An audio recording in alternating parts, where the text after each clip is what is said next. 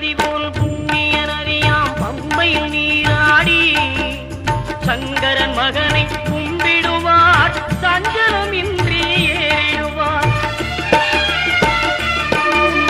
நீலிமலை ஏற்றம் சிவபாலனும் ஏற்றிடுவார். காலமெல்லாம் நமக்கே அருள்காவலனாயிருப்பார். தேகபலம் தா பாதபலம் தா தேகபலம் தா பாதபலம் தா தேகபலம் தாய